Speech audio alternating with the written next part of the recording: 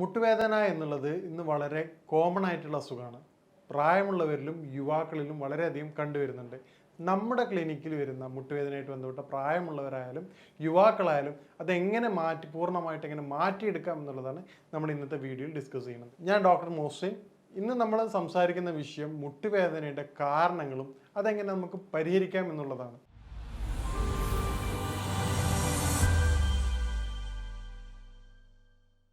മുട്ടുവേദനയുടെ അളവ് മനസ്സിലാക്കണമെങ്കിൽ മുസ്ലിംസ് ആണെങ്കിൽ അവരുടെ പള്ളികളിൽ പ്രാർത്ഥനയായിട്ട് ബന്ധപ്പെട്ട് നമ്മൾ നോക്കിക്കഴിഞ്ഞാൽ ഇന്ന് പണ്ട് കാലത്തൊക്കെ വളരെ അപൂർവമായി കണ്ടുവരുന്നിരുന്ന ചെയറുകൾ ഇന്ന് പള്ളിയിൽ വളരെയധികം കോമൺ ആണ്. കാരണം ഒരുപാട് എണ്ണം കൂടുകയാണ്. അതിൻ്റെ ഏറ്റവും പ്രധാനപ്പെട്ട കാരണം നമ്മൾ സഡൻറ്ററി ലൈഫ് സ്റ്റൈലാണ്. ഇനി മുട്ടുവേദന അനുഭവിക്കുന്ന പേഷ്യൻസ് പറയുന്ന പ്രധാനപ്പെട്ട കാരണങ്ങൾ, ചില പേഷ്യൻസ് ഒന്ന് പറയാറുണ്ട്, ഡോക്ടർ എൻ്റെ വീടിൻ്റെ ഫസ്റ്റ് ഫ്ലോർ ഞാൻ ഇന്നവരെ കണ്ടിട്ടില്ല. നിങ്ങൾ ആ മരുന്ന് കുടിച്ചതിന് ശേഷം എനിക്ക് മുകളിൽ കയറാൻ പറ്റി, സന്തോഷത്തോടെ ജീവിക്കണം, നടക്കാൻ പറ്റാറില്ല ഡോക്ടറെ, പള്ളികളിൽ പോകാൻ പറ്റാറില്ല, പ്രാർത്ഥനയിൽ പങ്കെടുക്കാൻ പറ്റാറില്ല, സുജൂദ് നിലനിർത്തി ചെയ്യാൻ പറ്റാറില്ല. ഇത്തരത്തിൽ വളരെ സങ്കടകരമായ രൂപത്തിലാണ് പേഷ്യൻസ് നമ്മളോട് പറയാറുള്ളത്. ഇതിൽ പ്രായാധിക്യമല്ല, ക്രോണിക് അല്ലാത്ത പേഷ്യൻസിനൊക്കെ നമുക്ക് പൂർണ്ണമായിട്ടും മാറ്റിക്കൊടുക്കാൻ പറ്റാറുണ്ട്. അധികം ക്രോണിക് അല്ലാത്ത സ്ട്രക്ചറൽ ഡാമേജ് വരാത്ത പേഷ്യൻസിന് മുട്ടുവേദന നമുക്ക് പൂർണ്ണമായിട്ടും മാറ്റിക്കൊടുക്കാറുണ്ട്. ഇവരുടെ ബുദ്ധിമുട്ട് ഇപ്പം ചില പേഷ്യൻസ് പറയാറുണ്ട്, ഡോക്ടർ നിൽക്കാൻ പറ്റാറില്ല. യുവാക്കളാണെങ്കിൽ പോലും 30-40 വയസ്സുള്ള യുവാക്കളാണെങ്കിൽ പോലും പറയും, ഡോക്ടർ നിന്ന് ജോലി ചെയ്യുമ്പോൾ മുട്ടിന് ബുദ്ധിമുട്ട് വരികയാണ്. അപ്പോൾ എന്തൊക്കെയാണ് മുട്ടുവേദനയുടെ കാരണങ്ങളെന്ന് നമുക്ക് പരിശോധിക്കാം. മുട്ടുവേദനയുടെ ഏറ്റവും പ്രധാനപ്പെട്ട കാരണം 2 തരത്തിലാണ്. യുവാക്കളെ സംബന്ധിച്ചിടത്തോളം സഡൻ ഇൻസിഡൻസ്, ഉദാഹരണത്തിന് ബൈക്കിൽ പോകുമ്പോൾ തട്ടിപ്പോവുക, അല്ലെങ്കിൽ എവിടെയെങ്കിലും പെട്ടെന്ന് സ്കിപ്പ് ആവുക, ആ രൂപത്തിൽ സംഭവിക്കുന്ന വളരെ ചെറിയ നിസ്സാരമായ ഒരു നീർക്കെട്ടാണ് അത് സ്റ്റാർട്ട് ചെയ്യുക. അത് കെയർ ചെയ്യാതെ ഓവർ സ്ട്രെയിൻ ചെയ്യും. ബോഡിയുടെ ഒരു മെക്കാനിസം ഉണ്ട്, നമ്മളെ ബുദ്ധിമുട്ടുകൾ അറിയിക്കാതെ പരമാവധി ബോഡി തന്നെ അത് ഓവർകം ചെയ്യും. അപ്പോൾ എന്ത് ചെയ്യും, വലത്തെ കാൽമുട്ടിനാണ് ഈ ബുദ്ധിമുട്ട് വന്നതെങ്കിൽ പതിയെ ഇടത് ഭാഗത്തേക്ക് അത് കൊടുക്കും. അപ്പോൾ 3-4 മാസം കഴിയുന്നതോടുകൂടി തന്നെ ഇടത്തെ കാൽമുട്ടിന് പെയിന് തുടങ്ങും. ആദ്യം സ്റ്റാർട്ട് ചെയ്തത് വലത്തെ മുട്ടിനാണെങ്കിൽ പിന്നീട് അത് കുറച്ച് കഴിയുമ്പോൾ തന്നെ അത് ഇടത്തെ കാലിനും സ്റ്റാർട്ട് ചെയ്യും. 2 കാൽമുട്ടിനും ഒരുമിച്ച് പെയിൻ സ്റ്റാർട്ട് ചെയ്ത് കഴിഞ്ഞാൽ പിന്നീട് ആൾ ടോട്ടലി ലോക്കാവുകയാണ്. പണ്ട് ചെയ്ത് യാതൊരുവിധ കാര്യങ്ങളും ചെയ്യാൻ പറ്റാത്തൊരവസ്ഥയാണ്. ഈ അടുത്ത് വന്നൊരു പേഷ്യൻറ്റ് 40 വയസ്സുള്ള യുവാവാണ്. യുവാവിൻ്റെ സംസാരിച്ച സമയത്താണ് ഡോക്ടർ ഇങ്ങനെയാണ് സ്റ്റാർട്ട് ചെയ്തത്. അപ്പോൾ മുട്ടുവേദനയ്ക്ക് നമ്മുടെ ഏറ്റവും പ്രധാനപ്പെട്ട യുനാനി വൈദ്യശാസ്ത്രം അനുസരിച്ച് മുട്ടുവേദനയുടെ കാരണം അവിടെ നീർക്കെട്ടാണ്. ഇത് റെജിമെൻ്റൽ തെറാപ്പിയിലൂടെ നമ്മൾ റെജിമെൻ്റൽ തെറാപ്പി ചെയ്യുകയാണെങ്കിൽ അവിടെ നീർക്കെട്ട് നമുക്ക് പൂർണ്ണമായി മാറ്റിയെടുത്തുകൊണ്ട് ആ ഭാഗങ്ങളിലെ രക്തയോട്ടം വർദ്ധിപ്പിക്കാൻ സഹായിക്കാറുണ്ട്. ഇത് മുട്ടുവേദനയ്ക്ക് വളരെ ഫലപ്രദമായ എഫക്റ്റ് കൊടുക്കാറുണ്ട്. ഈ പറഞ്ഞ കാര്യം ഒരുപാട് കാരണങ്ങളുണ്ട്. ഇതിൽ വളരെ ക്രോണിക് അല്ലാത്ത പെട്ടെന്ന് വന്നിട്ടുള്ള പെയിനുകളൊക്കെ നമുക്ക് യാതൊരുവിധ തെറാപ്പികളും ഇല്ലാതെ തന്നെ മെഡിസിൻ കൊണ്ട് തന്നെ പൂർണ്ണമായിട്ടും മാറാറുണ്ട്. നേരത്തെ പറഞ്ഞ ഒരു 55 വയസ്സുള്ള ഒരു പ്രായമുള്ള ഒരാളായിരുന്നു, ഡോക്ടർ എൻ്റെ വീട് എടുത്തിട്ട് എൻ്റെ മുകളിൽ എനിക്ക് കയറാൻ പറ്റിയിട്ടില്ല, നിങ്ങൾ മെഡിസിൻ കഴിച്ചതിന് ശേഷം അല്ലെ ഓയിൽ അപ്ലൈ ചെയ്തതിന് ശേഷമാണ് എനിക്ക് മുകളിൽ പോയിട്ട് സന്തോഷത്തോടു കൂടി അദ്ദേഹത്തിൻ്റെ വീട് കണ്ട കാര്യമാണ് പറഞ്ഞിരുന്നത്. അപ്പോൾ ഇത്തരത്തിൽ നമ്മൾ സ്റ്റാർട്ടിങ്ങിനെ ട്രീറ്റ് ചെയ്യുകയാണെങ്കിൽ മുട്ടുവേദന പൂർണ്ണമായിട്ടും നമുക്ക് മാറ്റിയെടുക്കാവുന്നതാണ്.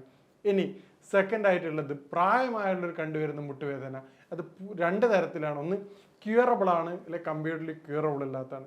ചില പേഷ്യൻസിനോട് തുറന്ന് പറയാറുണ്ട്, നിങ്ങളുടെ അസുഖം പൂർണ്ണമായിട്ടും മാറില്ല, ഇത് സ്ട്രക്ചറൽ ഡാമേജ് വന്നിട്ടുണ്ട്, തേയ്മാനം പൂർണ്ണമായിട്ട് ഉണ്ടായിട്ടുണ്ട്. നിങ്ങൾ മനസ്സിലാക്കേണ്ടത് അസുഖം, നമ്മൾ ഉദാഹരണത്തിന് വണ്ടി ഡ്രൈവ് ചെയ്യുന്ന ഒരു വ്യക്തിയാണെങ്കിൽ കാറിൻ്റെ ടയറ് തേയ്മാനം സംഭവിച്ചിട്ടുണ്ടെങ്കിൽ സ്വാഭാവികമായിട്ടും അദ്ദേഹം വളരെ കെയർഫുള്ളായിട്ടാണ് ഡ്രൈവ് ചെയ്യുക. കാരണം എന്താണ്, പെട്ടെന്ന് ബ്രേക്ക് ചെയ്യുകയാണെങ്കിൽ വണ്ടിക്ക് ബ്രേക്കിംഗ് കപ്പാസിറ്റി കുറവായിരിക്കും, ആക്സിഡൻറ്റ് നല്ല ചാൻസ് ഉണ്ട്, ടയർ പൊട്ടാൻ ചാൻസ് ഉണ്ട്.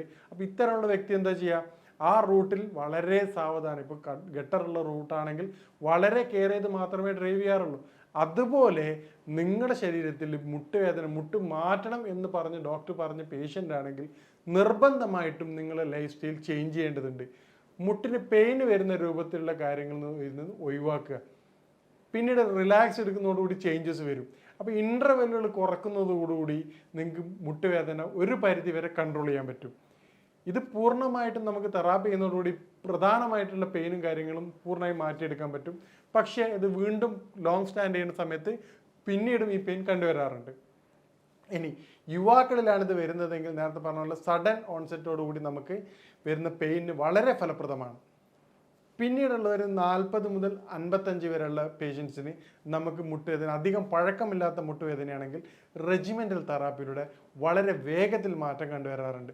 ഒരു 5 to 6 days ചെയ്യുമ്പോൾ തന്നെ ഒരു 80% മാറ്റം മുട്ടുവേദന കണ്ടുവരാറുണ്ട്. മുട്ടുവേദന നമ്മൾ കെയർലെസ് ആയിട്ട് ഇടുകയാണെങ്കിൽ പിന്നീട് അത് ബാക്ക് പെയിൻ ആയിട്ടും മടമ്പ് വേദനയായിട്ടും വളരെ കോമൺ ആയിട്ടും ഗുരുതരമായ രൂപത്തിൽ അത് മാറാറുണ്ട്. കാരണം ഇതിൻ്റെ പ്രശ്നം എന്താണെന്ന് പറഞ്ഞാൽ 2 കാലിൻ്റെ മുട്ടും ഒരുപോലെ ബാലൻസ് ചെയ്തിട്ടാണ് ബോഡി വെയിറ്റ് സപ്പോർട്ട് ചെയ്യണത്. ഇതിന് പകരമായിട്ട് പെയിൻ ഉള്ള ഒരു വ്യക്തിയെ സംബന്ധിക്കും ഒരു കാല് മാത്രം ഓവർ വെയിറ്റ് സപ്പോർട്ട് കൊടുക്കും. പിന്നീട് ബോഡിയുടെ എന്ത് ചെയ്യും, മുട്ട് തേയ്മാനത്തിന് അത് കാരണമാവും. മുട്ടുവേദനയുള്ള വ്യക്തികൾ നിർബന്ധമായിട്ടും സ്റ്റാർട്ടിങ്ങിൽ തന്നെ ചികിത്സിച്ച് അത് പൂർണ്ണമായിട്ടും ഭേദമാക്കേണ്ടതാണ്. ഇനി നേരത്തെ പറഞ്ഞതുപോലെ ഒരു രക്ഷയില്ലാത്തൊരു പേഷ്യൻസ് ആണെങ്കിൽ, സർജറി മാത്രം പറഞ്ഞ പേഷ്യൻസ് ആണെങ്കിൽ നിങ്ങൾക്ക് പെയിൻ റിലീഫ് കിട്ടുന്ന തരത്തിലുള്ള കാര്യങ്ങൾ നിങ്ങൾ നിർബന്ധം. ഉദാഹരണത്തിന് നമ്മൾ ചില പേഷ്യൻസിന് ഇനി ബ്രാസുകൾ പറയാറുണ്ട് സപ്പോർട്ടീവായിട്ട്. നിങ്ങൾ വീട്ടിൻ്റെ ഉള്ളിൽ നിന്ന് നിർബന്ധമായിട്ടും വീട്ടിൻ്റെ ഉൾവശത്ത് നിന്ന്, നിങ്ങൾ പുറത്തുനിന്ന് യാത്ര ചെയ്യുമ്പോൾ ഉപയോഗിക്കാൻ മടിയാണെങ്കിലും ഒരു വടി നിർബന്ധമായിട്ട് ഉപയോഗിക്കേണ്ടതാണ്. കാരണം എന്താണ്, മുട്ടിന് നിങ്ങൾ കൊടുക്കുന്ന സ്ട്രെയിൻ്റെ ഒരു 30% വടിക്ക് കിട്ടുകയും നിങ്ങളുടെ മുട്ടിൻ്റെ ആരോഗ്യം കൂടുതൽ സംരക്ഷിക്കാൻ പറ്റും. പൂർണ്ണമായിട്ടും മാറ്റിയെടുക്കാൻ പറ്റുന്നില്ല, കൂടുതലായിട്ട് ഇപ്പം ആ ഒരു സ്റ്റേജിൽ തന്നെ നിങ്ങൾക്ക് കൂടുതലാവാതെ ഒരുപാട് കാലം ജീവിക്കാൻ പറ്റും. പെട്ടെന്ന് ഇരുന്ന് എഴുന്നേൽക്കുന്നതിന് പകരം ഒരു പ്രാവശ്യം എഴുന്നേൽക്കുമ്പോൾ തന്നെ ഒരുപാട് കാര്യങ്ങൾ ചെയ്യുകയാണെങ്കിൽ തുടർച്ചയായിട്ട് എഴുന്നേൽക്കുമ്പോഴുള്ള സ്ട്രെയിനും ട്രിഗറും നമുക്ക് കുറയ്ക്കാൻ പറ്റും. ഇനി മുട്ടുവേദനയായിട്ട് ബന്ധപ്പെട്ട് നമുക്ക് ഭക്ഷണത്തിൽ ഉൾപ്പെടുത്താൻ പറ്റുന്ന കാര്യങ്ങൾ ഏറ്റവും പ്രധാനമായിട്ട് ശ്രദ്ധിക്കേണ്ടത്, പ്രായമുള്ളവരാണ് വൈറ്റമിൻ ഡി കൂടുതലുള്ള പാല് ഉൽപ്പന്നങ്ങളും കാൽസ്യവും നിർബന്ധമായിട്ടും ഭക്ഷണത്തിൽ ഉൾപ്പെടുത്തേണ്ടതാണ്. രണ്ടാമത്തെ കാര്യം, ബ്രൗൺ റൈസ് കൂടുതൽ ഉപയോഗിക്കുകയാണെങ്കിൽ നമുക്ക് വളരെയധികം എഫക്റ്റീവായിട്ട് കണ്ടുവരാറുണ്ട്. മൂന്നാമത് ഗീ, ശുദ്ധമായ പശുവിൽ നിന്ന് ഉപയോഗിക്കുന്നത് ലുബ്രിക്കൻ്റായിട്ട് മുട്ടിന് കൂടുതൽ ഡ്രൈനസും ജോയിൻസിനും ഒഴിവാക്കിക്കൊണ്ട് കൂടുതൽ മൂവ്മെൻറ്റ്സിന് അത് വളരെ എഫക്റ്റീവായിട്ട് കണ്ടുവരാറുണ്ട്. ഈ മേൽപ്പറഞ്ഞ കാരണങ്ങൾ നമ്മൾ പരിശോധിക്കുകയാണെങ്കിൽ നമ്മൾ പറഞ്ഞ ഒരു 80% പേഷ്യൻസിന് 100% സാറ്റിസ്ഫാക്ഷൻ നമുക്ക് നീ പെയിൻറ്റ് കൊടുക്കാൻ പറ്റിയിട്ടുണ്ട്. കാരണം എന്താണെന്ന് പറഞ്ഞാൽ അതിൻ്റെ ഫസ്റ്റ് റൂട്ട് ഓഫ് കോസ് കണ്ടെത്തുന്നതോടുകൂടി നമുക്ക് എളുപ്പം അത് മാറ്റിയെടുക്കാൻ പറ്റുന്നുണ്ട്. അപ്പോൾ ഈ പറഞ്ഞ കാര്യങ്ങൾ നമ്മുടെ അസുഖത്തിൻ്റെ തരം തിരിച്ചറിയുക, മറിച്ച് പേഷ്യൻസിനോട് തുറന്ന് പറയാറുണ്ട്. ചില പേഷ്യൻസിനോട്, പ്രായമുള്ള പേഷ്യൻസ് ആണെങ്കിൽ അവരോട് പറയാറുണ്ട് നിങ്ങൾ അസുഖം പൂർണ്ണമായിട്ടും മാറാറില്ല. അപ്പോൾ അവർ പറയും ഡോക്ടറെ, ഞാൻ പറയും ഇതിൻ്റെ ഓപ്ഷൻ സർജറിയാണ്. അപ്പോൾ ഡോക്ടർ എന്താണ് നിങ്ങൾ സർജറി ഇല്ലാതിരിക്കാൻ? ഞാൻ പറയും സർജറി ഇല്ലാതെ ഇത് മാറില്ല. അപ്പോൾ അവർ പറയും ഡോക്ടറെ സർജറി ഇല്ലാതെ എന്താ? എന്ന് പറയും സർജറിക്ക് വില്ലിങ്ങുള്ള ആൾക്കാരാണെങ്കിൽ അവർ റെഫർ ചെയ്യും. ഇല്ലാത്ത പേഷ്യൻസിനോട് പറയും സർജറി ഇല്ലാതെ നിങ്ങൾക്ക് മാറാം. അതെന്താണെന്ന് പറഞ്ഞാൽ നിങ്ങളെ മുട്ട് തരുന്ന വാർണിംഗ് സൈൻസുകൾ അനുസരിച്ചുകൊണ്ട്, ഇപ്പോൾ മുട്ട് പെയിന് പറയുകയാണെങ്കിൽ നിങ്ങൾക്ക് എന്ത് ചെയ്യാം, അതിനനുസരിച്ച് നിങ്ങൾക്ക് ജീവിതം മുന്നോട്ട് കൊണ്ടുപോകാണെങ്കിൽ നിങ്ങൾക്ക് പൂർണ്ണമായിട്ടും സർജറി ഒഴിവാക്കിക്കൊണ്ട് സുഖകരമായ സന്തോഷകരമായ ജീവിതം നയിക്കാം. അതിന് ചെയ്യേണ്ട പ്രധാനമായിട്ട് 2 കാര്യങ്ങളാണ്. മുട്ടിന് സപ്പോർട്ടീവായിട്ടുള്ള വടി പിടിക്കുക, അതുപോലെ തന്നെ നിങ്ങൾക്ക് അനുയോജ്യമായിട്ടുള്ള നീ ബ്രാസ് ഉപയോഗിക്കുക.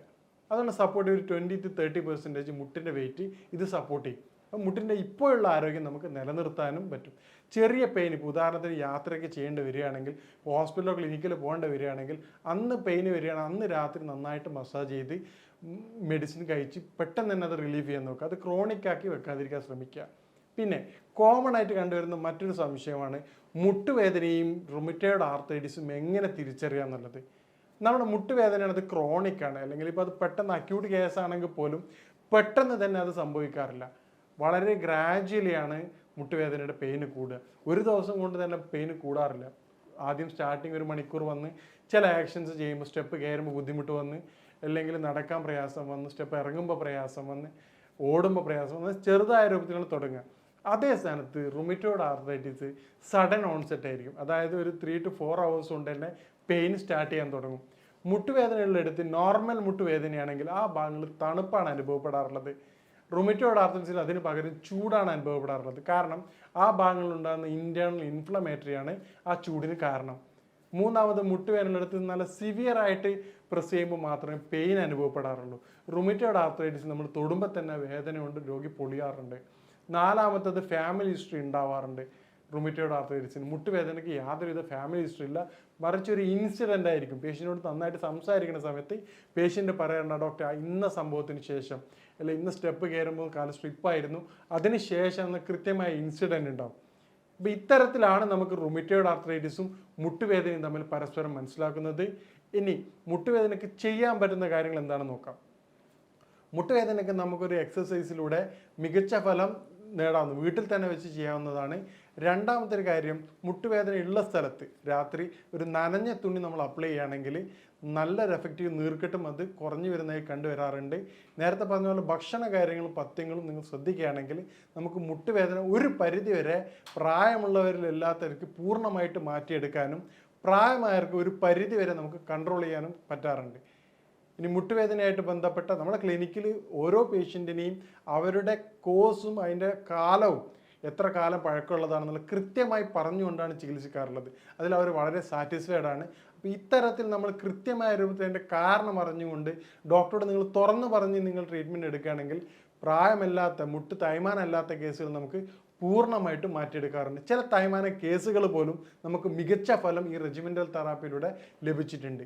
ഇനി മുട്ടുവേദനയായിട്ട് ബന്ധപ്പെട്ട എല്ലാ സംശയങ്ങളും കാര്യങ്ങളും നിങ്ങൾക്ക് നമ്പറിൽ ബന്ധപ്പെടാവുന്നതാണ്. ഇനി മറ്റൊരു വിഷയമായിട്ട് കാണാം. നന്ദി.